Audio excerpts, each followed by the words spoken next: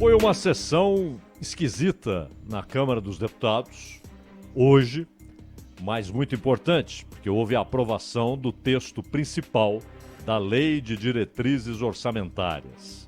Essa é uma lei vital, até para o funcionamento do governo, até para ele poder pagar, por exemplo, aposentadorias, pensões e salários, né?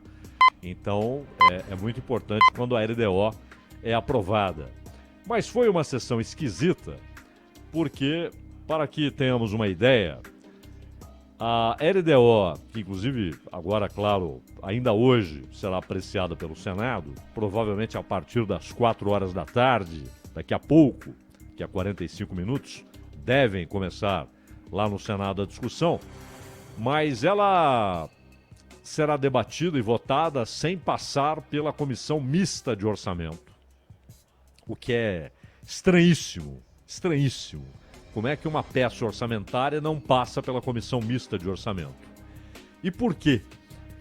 A instalação do colegiado acabou sendo inviabilizada pelas disputas internas, principalmente na Câmara, a respeito da eleição para a presidência da Câmara. Então, há um ambiente hoje tão estranho, esquisito, dividido, grupos distintos. Há um duelo estabelecido principalmente entre Rodrigo Maia e seus apoiadores e Arthur Lira, embora o Rodrigo Maia não tenha ainda apontado, não sei se já decidiu ali intimamente quem ele vai apoiar, né? Mas o fato é que há alguns candidatos, inclusive o Baleia Rossi de São Paulo, e do outro lado o Arthur Lira, que tem apoio do governo, mas também tem apoio, por exemplo, de alas do PT, que gostaram da proposta de uma nova maneira de financiamento dos sindicatos e, portanto, das centrais sindicais. E é um assunto caro a alguns grupos dentro do PT, por exemplo.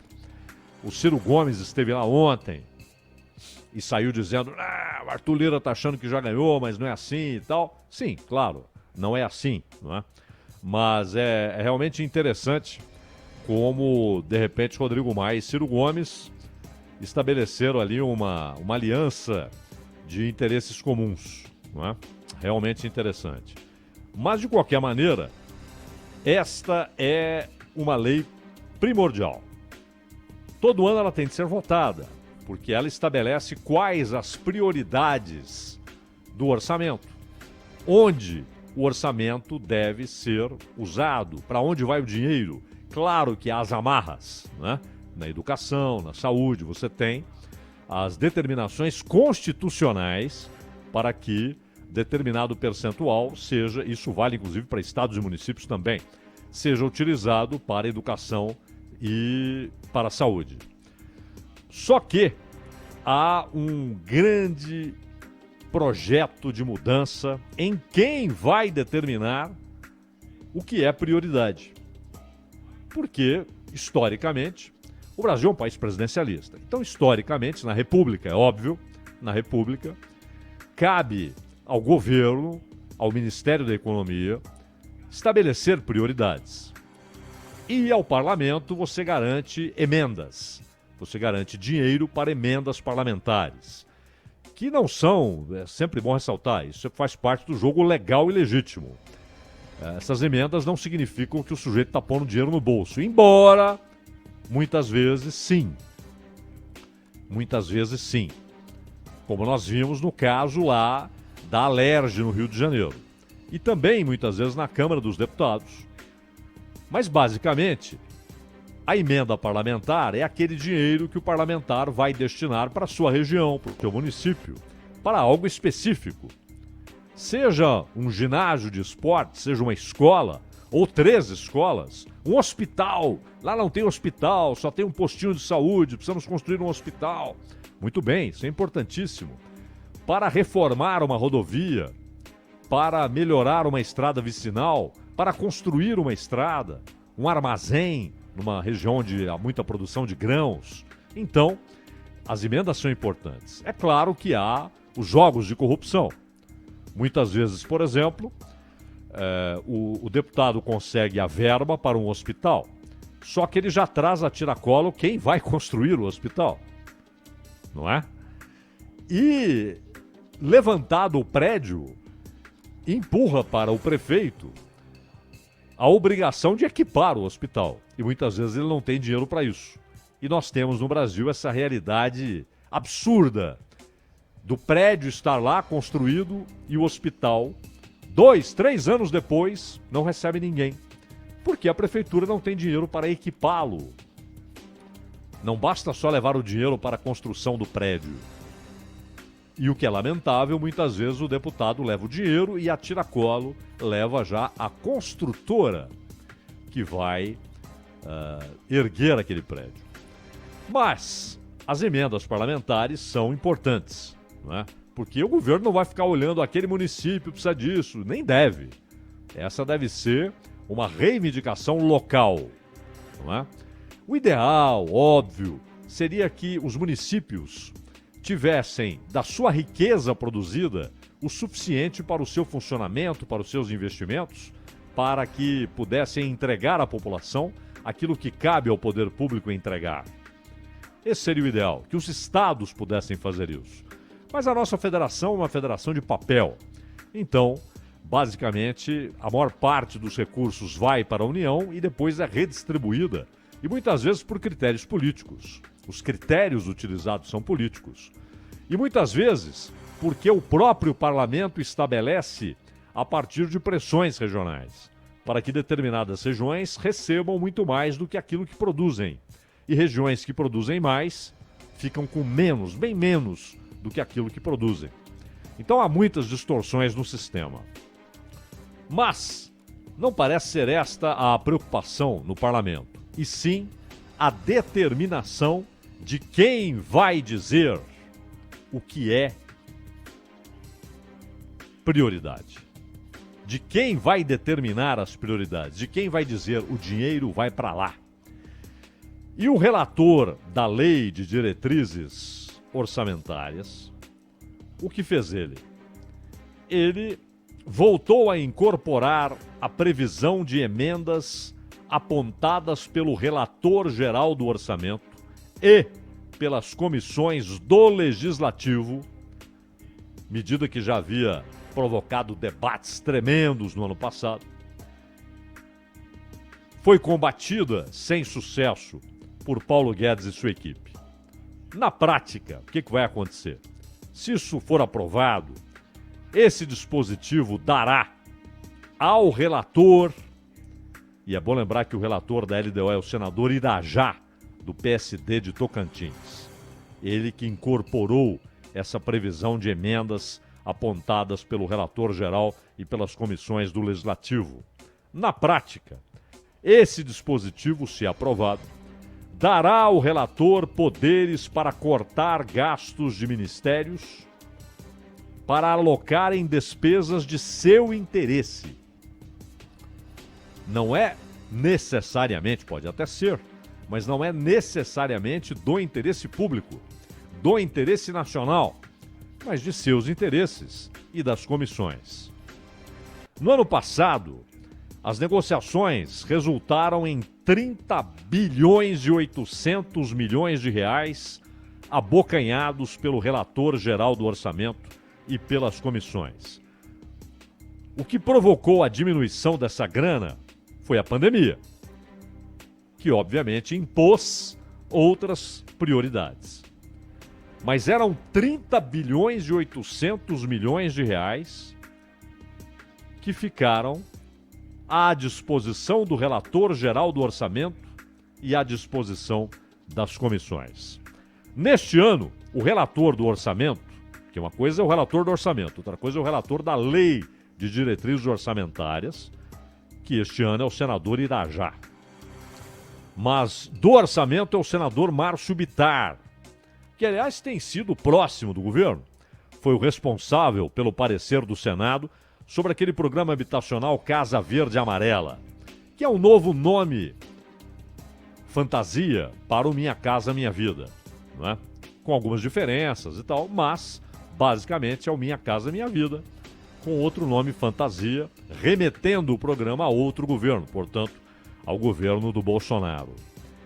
E também vai relatar a PEC emergencial, que foi ela que foi adiada. A gente falou sobre isso na semana passada, ou nesta semana, nem lembro mais, que contém gatilhos de contenção de despesas e teve a votação adiada para o ano que vem para evitar a desidratação das medidas mais radicais, como a proposta de reduzir jornada e salário de servidores. O que, aliás, provavelmente só será aprovado, isso aqui é muito difícil de ser aprovado, mas talvez só para quem entre no serviço público. Mas essa é uma outra discussão. De certa maneira, além de dar ao relator do orçamento um poder gigantesco, e também às comissões orçamentárias, mas um poder gigantesco, porque quem tem a chave do cofre, obviamente passa a ter um poder extraordinário. Quem diz para onde vai o dinheiro, obviamente tem um poder extraordinário, um poder político, um poder de barganha, um poder de negociação, um poder de atrair aliados. Mas por que o Paulo Guedes, por exemplo, teve uma reação muito tímida, não é? Ele tentou manter uma coerência com o discurso liberal, dizendo, é bom que o parlamento decida isso, é preciso descentralizar. Isso não significa descentralizar.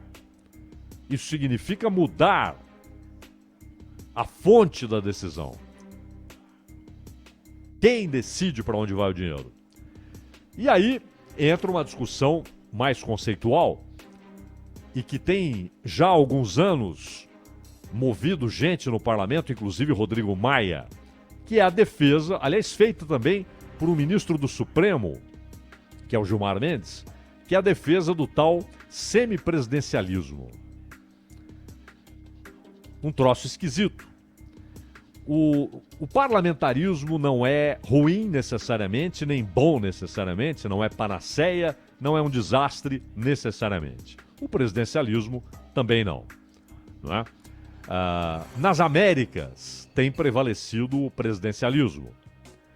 Na Europa, pós-guerra, o parlamentarismo republicano. Em alguns lugares, o parlamentarismo monárquico, como é histórico já há alguns séculos no Reino Unido. E, por extensão, na Austrália e no Canadá, já que o rei, ele é também o chefe de Estado da Austrália e do Canadá. Mas, obviamente, não governa nada. É um cargo protocolar, como não governa nem mesmo o Reino Unido. Quem governa é o primeiro-ministro. E há as repúblicas parlamentaristas, como a Itália, como a Alemanha. Há um presidente com mais ou menos poder. Geralmente, ele é aquele a quem o país pede socorro quando há uma crise no parlamento, uma crise de manutenção de um governo. Isso acontece na Itália de 3 em 3 meses, né? Na Alemanha não, é muito mais estável, mas ele tem um papel protocolar. Em Israel, ele tem um papel, inclusive, de determinar prazos para a formação de governo, mas quem governa é o primeiro-ministro, hoje o Netanyahu, mais uma vez. Enfim, nenhum deles é a panaceia, nenhum deles é um desastre.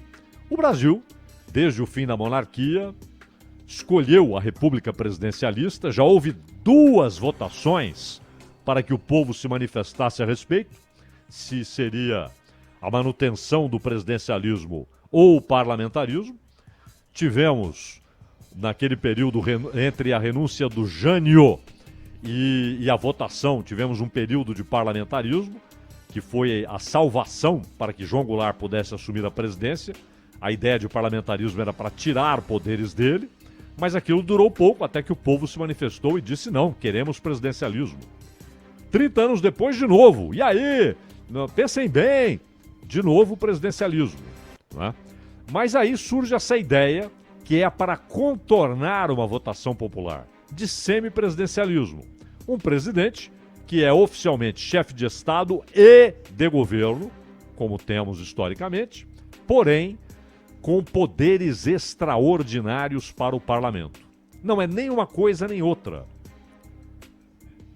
Aliás, isso é típico da política brasileira. O faz de conta. Não é presidencialismo e não é parlamentarismo. Se é semipresidencialismo, por analogia, é também semiparlamentarismo. Não é nem uma coisa nem outra. E aí começa a disputa pelo poder. Quem decide o quê? Na França, desde a Quinta República estabelecida pelo de Gaulle, né, a Constituição, que estabeleceu um presidente que cuida das questões monetárias e internacionais e um primeiro-ministro que governa o dia a dia, as questões internas. Só que com a globalização, as questões internas e externas se misturam. Quando é um presidente e um primeiro-ministro que são aliados, tá tudo bem, quem governa é o presidente, na prática, como acontece com o Macron. Quando são oponentes, há o que eles chamam de coabitação, não é? E a coabitação geralmente provoca crises consideráveis entre o chefe de governo em tese, que é o primeiro-ministro, e o chefe de Estado e chefe de governo na prática, que é o presidente. O Brasil acena para algo que não é nada disso. É semipresidencialismo, então, repito, por analogia, semiparlamentarismo. E por isso a importância conceitual, política e teórica a respeito de quem controla a grana do orçamento. Quem diz para onde vai a grana? Será o governo ou será o parlamento?